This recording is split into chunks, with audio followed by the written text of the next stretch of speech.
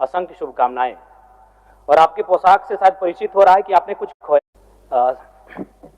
सबसे पहले परम श्रद्धेय आदरणीय अध्यक्ष महोदय को आज सदन का अध्यक्ष चुने जाने के लिए बहुत बहुत बधाई, असंख्य शुभकामनाएं। और आपके पोशाक से शायद परिचित हो रहा है कि आपने कुछ खोया है। और ये सदन के साथ साथ मैं भी आपकी इस दुख की घड़ी में सहानुभूति प्रकट करता हूं।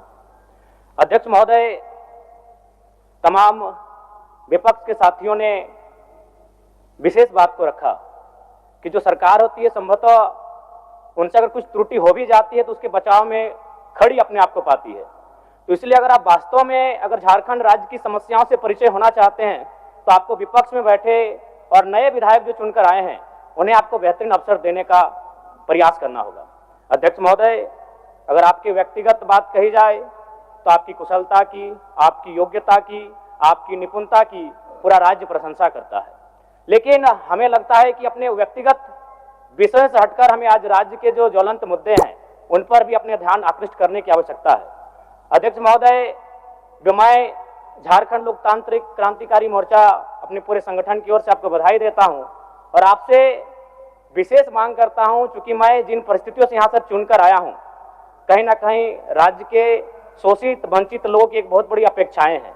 इसलिए जिस दृष्टि से आप सत्ता पक्ष को देखेंगे, जिस दृष्टि से आप विपक्ष को देखेंगे, उसी दृष्टि से मुझे भी और मेरी पार्टी की ओर से मुझे बात रखने का अवसर दिया जाएगा। मैं आपसे ये मांग करता हूं, क्योंकि आज जो हमें बात को रखने का अवसर दिया गया है ये बधाई है।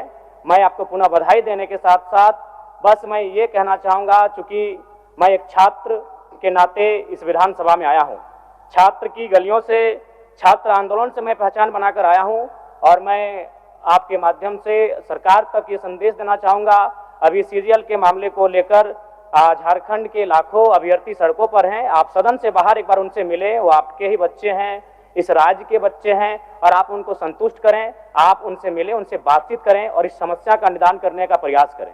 और चूंकि मैं एक विधानसभा से भी आता हूं तो मैं आपको अपने विधानसभा के संदर्भ में ये कहना चाहूँगा, मेरा विधानसभा जो कि परासनाथ की तराइयों में आता है, वहाँ जो लोगों की समस्याएं हैं वह मूलतः शिक्षा और प्रवास को लेकर हैं। तो आपसे हमारी मांग होगी कि वहाँ शैक्षणिक हब में हमारे विधानसभा को तब्दील किया जाए। और साथ ही जो प्रवास की समस्या है, मैं इसलिए इस विषय को कहूँगा, मैं थोड़ा समय लेकर, कि आज देखिए इस सदन की बात करें तो कहीं ना कहीं हम लोग एक परिवार हैं और परिवार के नाते आज इस सदन में बैठे हैं।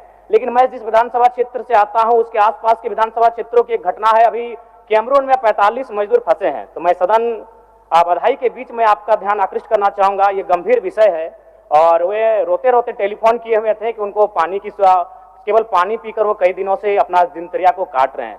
तो मैं आपसे चाहूँगा कि इस विषय को गंभीरतापूर्वक लें और उस दिशा में आगे बढ़ें और इस राज्य का 24 वर्षों का ये राज्य, उस राज्य को हम लोग आगे कैसे लेकर जाएं, हमारी क्या भूमिका होगी, उसमें सदैव आपके साथ खड़े हैं। पुनः आपसे यही कहेंगे कि हमें समान अवसर दिया जाएगा अपनी बातों को रखने का। बड़ी उम्मीदों के साथ हम लोग यहाँ तक आए हैं।